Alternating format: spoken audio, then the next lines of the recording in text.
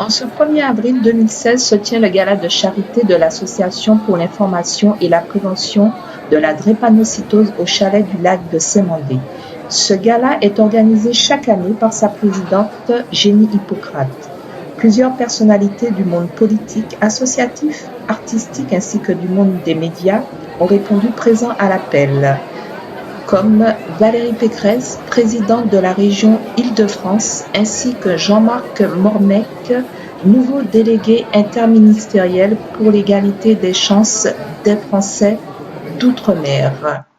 Écoutons-les.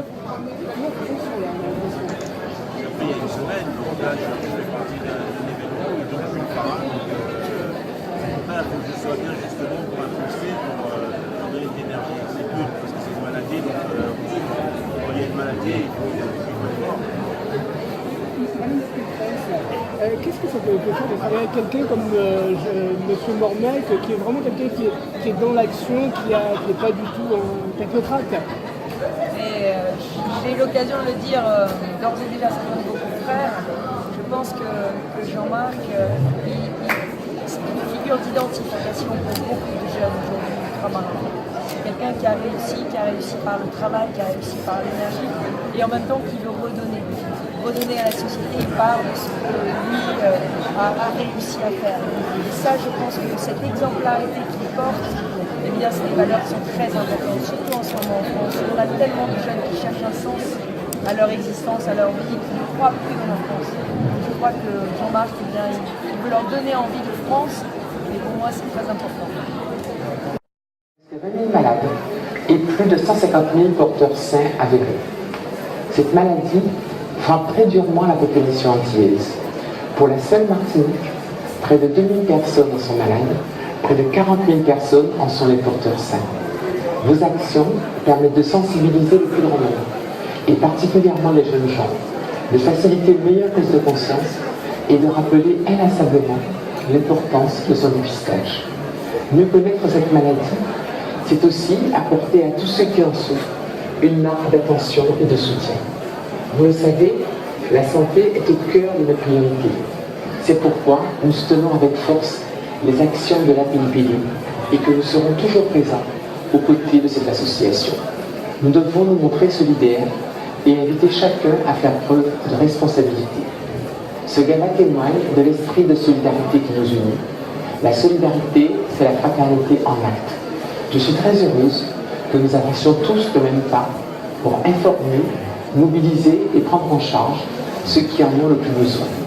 À tous, je souhaite un excellent gala, un beau moment de partage et de convivialité, et je vous félicite de votre mobilisation et de votre générosité. Une très belle soirée à tous. Bonjour à tous. 1000 excuses, je brise tous les protocoles parce que j'ai un autre engagement à l'autre bout de l'Île-de-France et je vais donc être obligée de vous quitter. Mais je serais ravie si certains d'entre vous pouvaient baisser un tout petit peu la voix pour m'écouter, juste pour que je ne casse pas mon filet de voix féminin. Alors je voudrais saluer le délégué interministériel à l'Outre-mer qui est ici, Jean-Marc Mormec, le féliciter pour sa nomination.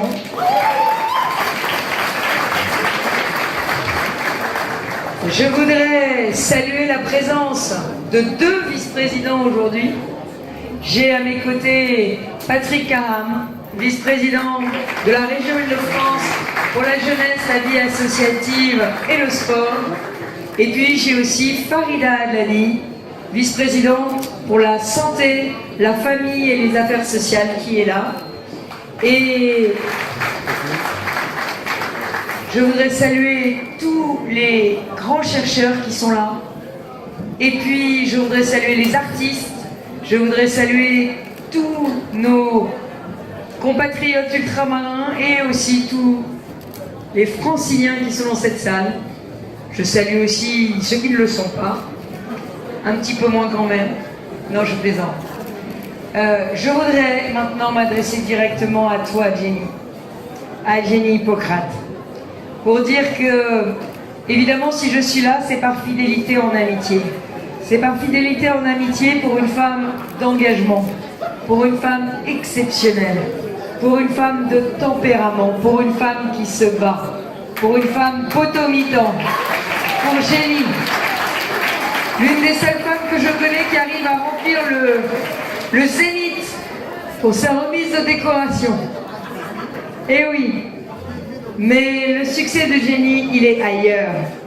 Il est dans l'intérêt grandissant de la communauté médicale française pour cette terrible maladie, la drépanocytose. Et maintenant, pas seulement la communauté médicale, les médias, ils sont tous là. Et la communauté politique. Je sais que nous aurons un message de la ministre des Outre-mer, Georges Paul-Langevin, mais je sais aussi que tout le gouvernement, désormais, a été sensibilisé par Jenny, par Patrick, à la drépanocytose. Alors la drépanocytose, c'est un sujet majeur de santé publique. Et certains ont longtemps considéré que la drépanocytose, c'était l'affaire des Outre-mer. Mais pas du tout. Pas du tout. La drépanocytose, c'est la maladie génétique la plus fréquente au monde et en France. Pour la seule région Île-de-France, c'est 300 enfants qui naissent chaque année avec cette terrible maladie et au moins 12 000 adultes qui en sont porteurs. Et pourtant, quelle indifférence jusqu'à ce que Jenny vienne parler traitement, vienne parler prévention, vienne parler dépistage systématique. Alors, certes, on a un dépistage néonatal désormais qui est systématiquement proposé pour les enfants dont on dit les parents sont à risque. Mais c'est quoi des parents à risque?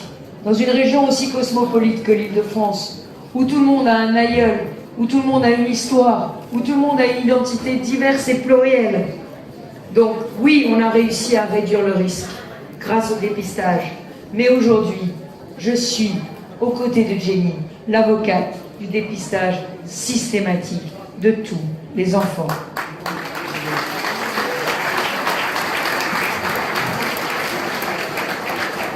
Il est temps de prendre la question à bras-le-corps.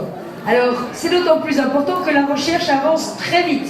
Et je salue les professeurs à nouveau qui sont ici, et notamment pour le professeur de Necker qui viendra, la jeune professeure de l'Institut Imagine qui viendra nous parler de ce qui se passe aujourd'hui à l'hôpital Necker, où un adolescent atteint d'une forme sévère de la maladie est aujourd'hui en voie de rémission. Mais en attendant que ces thérapies aient fait leurs preuves et soient accessibles à tous, la meilleure façon de se protéger, c'est de généraliser le dépistage de la drépanocytose chez les futurs parents. Et à cet égard, l'hôpital Necker et l'Institut Imagine ont mis au point un programme très volontariste de prévention. Un simple test sanguin dont les résultats sont connus en quelques minutes. Alors, je viens vous dire que la région Île-de-France encourage cette initiative et encouragera toutes celles qui pourront combattre cette terrible maladie qui touche tant d'enfants franciliens. La région peut aussi avoir une action de sensibilisation auprès des lycéens. Vous savez que la région est responsable de tous les lycées d'Île-de-France. En tant que présidente de région, je souhaite que les lycéens franciliens puissent répercuter les campagnes d'information sur la drépanocytose pour qu'ils prennent conscience de la nécessité de se faire dépister, parce que ce sont des futurs parents. Les jeunes doivent savoir quels risques ils prennent lorsqu'ils sont porteurs de la maladie et à chacun de décider de faire ou non le test, en dehors de l'établissement scolaire bien sûr, dans un lieu neutre et dans la plus stricte confidentialité. Mais c'est très important, puisqu'aujourd'hui on peut prévenir et bientôt on pourra guérir. Donc cette notion de dépistage est très importante. S'ils sont porteurs sains de la maladie, ces jeunes pourront être accompagnés le moment venu lorsqu'ils décideront de devenir parents à leur tour. Voilà, Jenny, on fait un premier pas vers ce dépistage généralisé que nous appelons de nos voeux, vers la fin du mur du silence qui entoure encore trop souvent les enfants drépanocytaires et leurs familles. Mais ce mur du silence, avec ton énergie, avec ton courage, avec ton tempérament, avec ton charisme, tu l'as brisé. Et quand on dit que dans les Outre-mer, il y a des femmes de caractère, eh bien on en a une aujourd'hui. Et quand on lui parle maladie, elle voit rouge. C'est Jenny et je vous demande de l'applaudir. Merci. On en a parlé pendant depuis de longues années, on en parle. on estimait qu'auprès de la PHP, il y avait quand même des petits manquements. Quelles sont les mesures qui, au niveau de la région parisienne, enfin en tout cas sur Paris, sont prises au sein du Conseil de Paris, par exemple, pour aider les familles, aider les associations qui luttent contre cette maladie et soutiennent les familles? Alors, sur l'assistance publique, je ne peux pas m'exprimer en leur nom puisque c'est la ville de Paris. Ce que je peux vous indiquer, c'est que le Conseil de Paris et la maire de Paris soutiennent l'action de la BIPD cette année encore, et on va encore amplifier notre soutien, notre appui pour que les actions puissent se faire, pour que des solutions puissent être trouvées et que justement le milieu médical, qu'il soit les chercheurs, les médecins, mais également les personnels administratifs du secteur hospitalier puissent appuyer les familles, trouver des solutions, faire en sorte que cette prise en charge soit la plus facile et la plus ample possible, tant pour les malheureux malades que pour leur famille et leurs proches. Voilà, merci beaucoup. Jean-Marc Mormet. S'il vous plaît.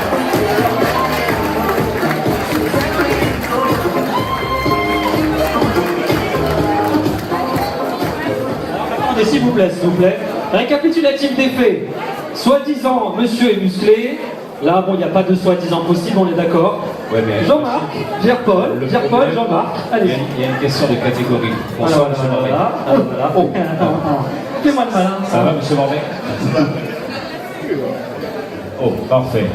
Moi, ça ira un peu mieux quand vous m'aurez lâché la main, monsieur Mormet. Parfait. Ah, il vous voit tout d'un coup, tu le vois. Respect. Ouais. Monsieur Mormet, mesdames, messieurs, monsieur Jean-Marc Mormet, ancien grand sportif. Comme l'a dit Rachid, c'est été un monsieur qui a su faire plier les gens sur les rings. D'ici quelques temps, on va entendre en parler encore. Jean-Marc Mormet, depuis une semaine à peu près, vous êtes délégué interministériel à l'égalité des chances des Français d'outre-mer. Première question, Jean-Marc. Première question, c'est quoi la première question? Première question, Rachid. Oui, pardon. Ah ouais, non, moi je croyais que tu posais des questions. Non, non, on m'a pas dit. Pardon, excusez-moi, j'avais la tête ailleurs. Jean-Marc, oui, comment est-ce que vous avez découvert la maladie à la drépanocytose? Bonsoir à tous. Cette maladie, il y a un petit bout de temps, j'étais avec des amis et j'avais un ami, à chaque fois il était malade. On se posait la question qu'est-ce qu'il avait. Il nous parlait de drépanocytose, on ne savait pas ce que c'était. Au fur et à mesure, à chaque fois, il avait des crises. Un jour, il est décédé. Bien plus tard, j'ai connu Génie et j'ai vu l'énergie qu'elle mettait justement par rapport à cette maladie. Donc, le fait de cette connaissance, j'ai décidé, je lui ai dit, qu'est-ce que je pouvais faire, comment je pouvais l'aider. Donc, j'ai fait Fort Boyard avec une équipe et on a essayé, on a ramené de l'argent. Et puis, depuis, on est ensemble et puis j'essaye d'impulser parce qu'il y a beaucoup d'énergie dans ce qu'elle fait. Une chose, Jean-Marc, vous avez pris connaissance récemment de l'existence de cette maladie. Qu'est-ce que ça vous a fait quand vous avez pris connaissance, surtout quand on connaît la situation des familles, des malades, et bien entendu des associations de lutte qui souvent manquent de moyens? Qu'est-ce que ça vous a inspiré? Ce que ça inspire, on se pose des questions, on se dit mais pourquoi, qu'est-ce que fait la science? On se dit pourquoi il n'y a pas comme pour les autres maladies, un téléthon en fin d'année? Pourquoi on ne se manifeste pas plus par rapport à cette maladie? Parce qu'on voit toute l'énergie qu'elle met et on a l'impression qu'elle est seule à se battre comme ça. Donc on se dit dommage. Donc on a envie de l'aider et je trouve que ça rassemble tous pour pouvoir l'aider. Quel message on peut passer aux familles, aux malades, aux bénévoles aujourd'hui? Déjà, ils ont tout mon soutien et j'en dis déjà, il faut du courage, ils continuent à se battre et puis un jour on pourra avoir une solution, mais il faut se battre. Je vais peut-être annoncer la surprise. La personne qui va venir. Alors, on le connaît un peu. Oui, Jean-Marc souhaitait avoir quelqu'un à ses côtés, puisque je dois avouer, je me rappelle, lors d'une rédaction, c'est l'une des personnes qui était montée sur scène avec lui. Il a fait connaissance et puis depuis, il a énormément sympathisé avec lui. C'est l'ambassadeur, l'un des ambassadeurs, parce qu'il y en a beaucoup, mais c'est l'une des, ce qu'on va dire, l'un des représentants dignes de la maladie. Il s'appelle Taylor Fixie. Je vais lui demander de bien vouloir me On fait du bruit pour Taylor, s'il vous plaît. Taylor, il faut danser. Quand tu viens, il faut danser. Ouais. Voilà. Non.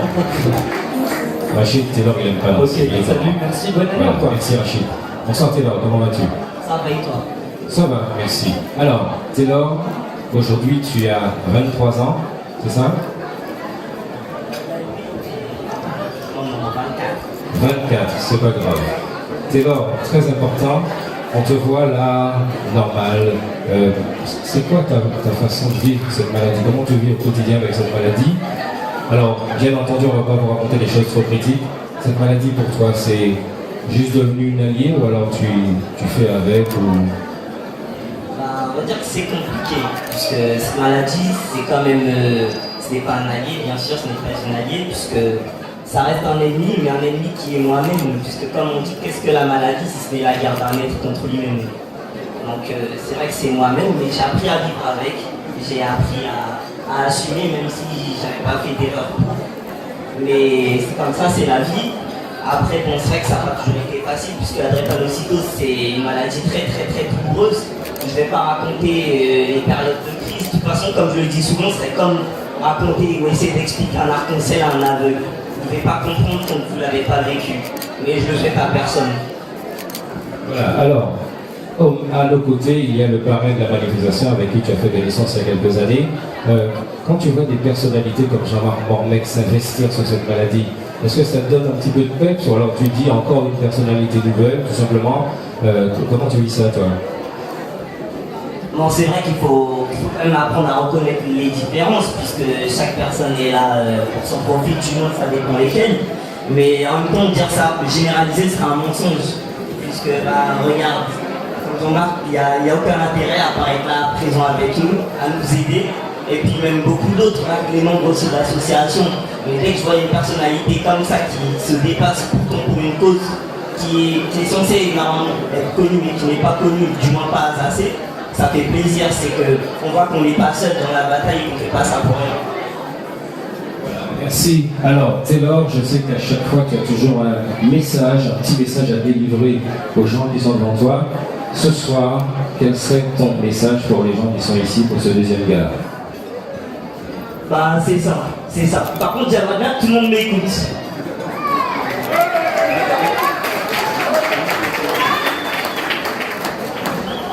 Alors, mon message, ce sera une petite histoire. Une histoire qui ne va pas durer longtemps, mais ce sera une petite histoire.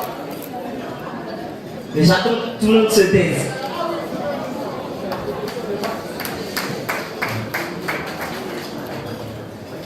Donc, vous savez, un jour, ça remonte à quelques années, à au moins une dizaine d'années, mais j'ai jamais oublié cette histoire. J'étais dans la rue avec ma grande sœur, on marchait, et à terre, il y avait un SDF. Ma sœur lui a donné une pièce, elle s'est arrêtée pour lui donner de l'argent. J'ai dit à ma sœur, mais pourquoi tu lui donnes de l'argent? Elle me dit, parce qu'il en a besoin. Je lui ai dit, ouais, mais ça sert à rien, c'est pas comme ça que tu pourras l'aider. Elle me dit, oui, mais au moins peut-être ce soir il pourra manger, puis ensuite il m'aidera un jour. Je lui ai dit, oui, quelqu'un va t'aider peut-être un jour si tu es dans la même situation, mais ce sera pas lui. Et je sais que dans cette histoire-là, j'avais pas tort. Mais en y pensant, quand je réfléchis, même si dans ma tête, donner de l'argent à un SDF qui est à terre, c'était pas assez pour qu'il puisse vivre, mais je me dis que ma soeur avait fait quand même un joli geste puisqu'elle avait donné une petite pièce de 2 €, c'était rien. Mais quand il y a beaucoup de personnes qui le font, ça devient quelque chose. Et j'ai réfléchi, et je me suis dit qu'au final, je ne suis pas très éloigné de ces SDF, ce sont domicile fixe. Pourquoi? Parce que moi, des inconnus me donnent leur sang tous les mois. Tous les mois, je reçois des poches de sang, et c'est grâce à ça que je tiens et que je suis là aujourd'hui. Et je me suis dit, mieux vaut profiter de cette chance plutôt que de m'amuser et que de faire beaucoup de conneries comme la plupart des jeunes de mon âge. Mais en fait, montrer à ces inconnus que ça a servi à quelque chose. Et c'est pour ça que j'aimerais faire avancer la recherche, j'aimerais faire avancer les choses, que ce soit dans la politique, dans la santé, dans la technologie, pour montrer que ces inconnus-là ont contribué à faire avancer le monde. Alors si vous êtes avec moi ce soir, faites un don et soutenez la drépanocytose, du moins ceux qui se battent contre elle, pas la maladie, pas du tout. En tout cas, soutenez sa défaite. Et puis maman, comme je t'ai toujours dit, merci de m'encourager. C'est vrai que ça n'a pas toujours été facile. On s'est beaucoup pris la tête par rapport à moi qui voulais être pilote, alors que je n'ai pas le droit, moi qui dois partir en Chine, alors que je dois revenir en France me faire changer le sang et faire des allers-retours, c'est dangereux. Mais comme je t'ai déjà dit, j'ai pas peur de la mort, mais j'ai peur par contre de ne pas avoir vécu.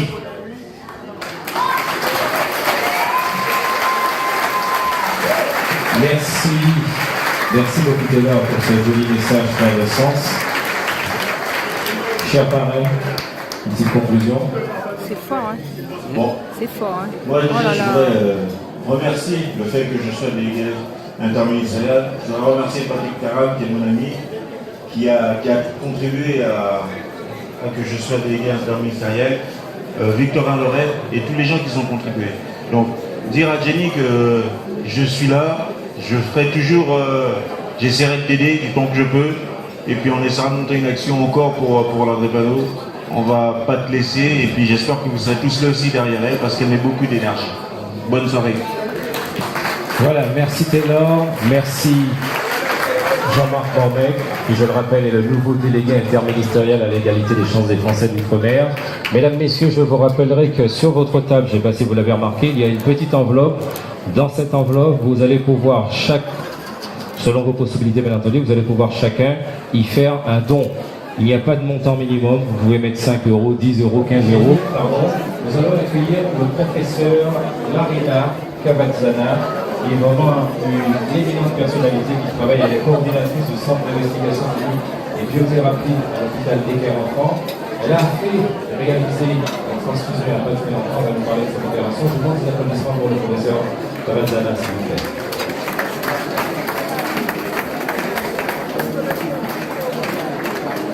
Bonsoir, professeur. Alors, il y a quelques temps, vous avez fait quelque chose en matière de thérapie génique qui est complètement insensé. On ne va pas dire que c'est une victoire, mais vous avez fait une transfusion avec une opération que vous allez nous expliquer, et l'enfant de 13 ans qui est concerné se retrouve dans une situation quasiment de malade qui est guérie. Est-ce que c'est bien ça? C'est à peu près ça. Voilà, vous avez mis combien de temps avant de mettre à l'œuvre cette opération? Nous, on a travaillé pour mettre à l'œuvre cette nouvelle technique il y a une vingtaine d'années. D'accord, alors expliquez-nous en détail en quoi cela consiste. Alors, ça consiste à prélever les cellules souches malades de la moelle osseuse de ces enfants et à introduire à l'aide d'un vecteur viral les gènes sains de l'hémoglobine et faire une autogreffe des cellules génétiquement modifiées. Voilà, alors, est-ce que l'on peut estimer que cette greffe de moelle osseuse est déjà une victoire ou alors c'est juste une porte qu'on a ouverte? On est toujours très prudent en tant que médecin et donc on préfère dire que c'est une porte ouverte. Voilà, alors, quelles sont les autres possibilités qui s'ouvrent? Parce que là, c'est une porte qu'on a ouverte. Quelles sont les autres possibilités? Parce que je sais qu'on travaille sur beaucoup d'autres possibilités de guérison pour soulager ces malades.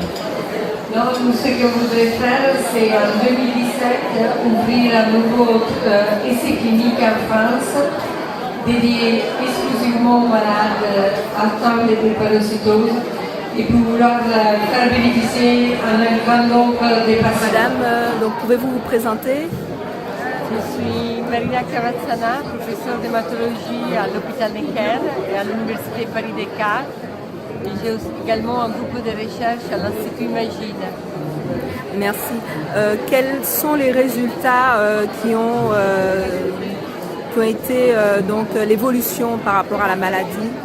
Écoutez, les premiers résultats, je pense qu'ils concentrés sur un effort qu'on est en train de faire en Île-de-France comme modèle pour pouvoir l'étendre à d'autres pays, de prévention de cette maladie dévastante en termes d'information, diagnostic prénatal, conseil prénuptial et éventuellement interruption de la grossesse dans les couples qui souhaitent ne pas donner naissance à un enfant malade. Et également, nous élargissons notre capacité de traitement de cette maladie à l'aide d'une part de la greffe des cellules souches à partir d'un donneur sain et en deuxième plan par la thérapie génique, à savoir l'utilisation des cellules génétiquement modifiées pour guérir cette maladie. Vous avez connu Eugénie Hippocrate à quelle occasion? À l'occasion d'un de ces congrès de drépanocytose où je suis allée. Eugénie m'a approché pour essayer de voir comment on pouvait collaborer ensemble, diffuser l'information, la prévention de cette maladie. Je vous remercie. Sinon, au niveau des guérisons, est-ce qu'il y a des médicaments, un traitement? Alors, il n'y a pas encore aujourd'hui des médicaments assez efficaces pour parler des guérisons. Les seuls traitements efficaces pour guérir définitivement cette maladie peuvent être la greffe des cellules souches hématopoïétiques ou bien la thérapie génique. D'accord. Qui donne des résultats assez satisfaisants. D'accord. Vous-même, vous avez justement guéri, vous avez eu des résultats? Nous-mêmes, à l'hôpital Necker, nous sommes en train de réaliser un essai clinique des thérapies géniques pour cette maladie avec des résultats très encourageants. D'accord, mais je vous remercie beaucoup. Célibataire d'enfant, mais c'est pas elle, reviens, 5 minutes, moi je t'ai pas insulté, je suis poli pour toi et un peu pas bourré, mais pour les mecs comme moi, vous avez autre chose à faire, Romain Rivière,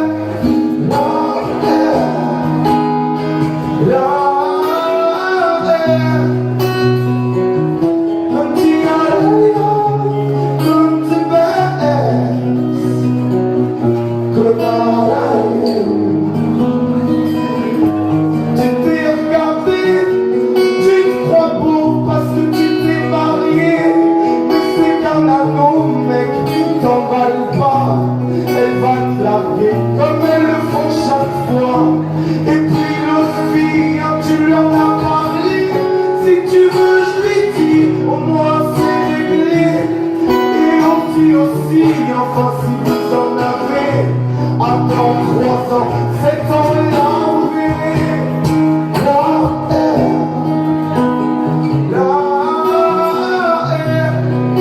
Et de vous dire des petites choses, même si ce n'est pas de mon habitude de ne pas trop parler de la drépanocytose. Il y a de grands professeurs dans la salle qui pourraient mieux parler que moi, d'accord? Je ne savais pas effectivement par quoi commencer mon discours.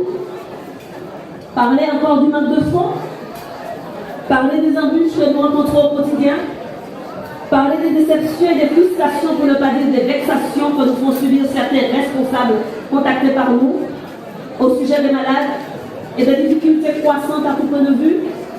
Parler sans relâche jusqu'à ce que les barrières qui se dressent devant nous tombent. Parler de l'indifférence et du non-parler. Parlons-nous pour leur donner des oreilles. Parler de cette bête immonde, de cette tueuse, de cette maladie pernicieuse, la drépanocytose qui raccourcit des vies, apporte le deuil. Parler, parler, encore parler. Pourquoi parler seulement? Pourquoi ne pas pleurer et se taire? Mais les larmes se sont taries, les yeux sont presque secs, les cœurs cependant saignent, le découragement faillit céder la place à la fatalité, mais ce serait compté sans la volonté solidaire propre, une foi inébranlable soutenue par une solidarité sans faille et sans calcul de ceux qui, connus ou anonymes, apportent une pierre à la consolidation de l'espoir. Grâce au soutien de ceux qui ont compris que la drépanocytose peut être vécue, oui, vécue à force de ténacité, de générosité, d'abnégation et surtout d'amour. Il ne s'agit pas ici de sexe, mais plutôt de communion entre les intelligences. Nous avançons. Certains continuent à faire ce que la PIPD est devenue, chacun selon ses moyens, ses capacités et ses disponibilités. Soyez fiers, car au jour d'aujourd'hui, le peuple commence à se reconstituer lentement et sûrement. Jugez plutôt. Les différentes cellules de la PIPD se sont fédéralisées. Nous avons obtenu un agrément de rentrer dans les instances hospitalières. 5 réparties ont pu voir le jour qui nous ont permis de financer des bourses de recherche. C'est lors, mon fils sera amené encore intervenir sous les ondes pour faire appel à la générosité de tous. Un jeune pour dire son espoir et celui des autres jeunes et enfants. Il va parler de cette recherche, de cette thérapie génique dont on nous a dit qu'elle est en marche, du don de sang, du don de soi. Il vous en parlera comme je vous en parle, avec rage, avec détermination, avec obstination. Je ne vous parlerai pas de ma fatigue, mais je ferai des perspectives que je fonde, car les résultats sont à portée de main. Seulement l'argent. Ce qui est certain, c'est que cet argent ne sera jamais mon maître, mais mon esclave. J'en parle parce que les pouvoirs publics semblent se placer au-dessus de tout. J'en parle parce que je ne peux plus pleurer. J'en parle parce que je suis là de crier. J'en parle parce que je préfère en parler. Je n'ai pas d'armes sophistiquées, pas de laser, pas de satellite, mais moi sur les mots d'une maman, s'il ne blesse pas, il touche le cœur et la blessure est beaucoup plus vive. Aujourd'hui, après ce qui m'est arrivé il y a 24 ans, c'est-à-dire être confronté à cette brutalité de l'annonce diagnostique de la maladie de mon enfant, m'entendre dire de faire son deuil, et plus tard, broyé par les épreuves de la vie, je ne peux pas revivre le passé comme il faut me souvenir pour construire l'avenir. Certains croient que tenir bon rend plus fort, mais le plus dur est de lâcher prise. Alors, avec le temps, je pense avoir développé une force de radar pour voir ce qu'il faut entreprendre. J'ai découvert que si vous aimez jusqu'à la douleur, il n'y a pas de douleur, mais pour vous, il n'y a pas de douleur, seulement encore plus d'amour. Je cherche toujours, hélas, et sans relâche, la clé pour ouvrir le cœur des hommes. Mais quand on a confiance en soi, tout est possible pour surmonter n'importe quels obstacles. J'ai admiré, par exemple, Sœur Emmanuel, mais aussi cette inconnue qui est rentrée chez moi et qui m'a demandé de ne laisser aucun mal s'y installer, c'est-à-dire le découragement. Croyez-moi, je ne suis pas motivée par le désespoir, mais l'espoir qui est en moi. Même si paradoxalement, c'est en ce qui me concerne, l'espoir est le pire démon car il trouve.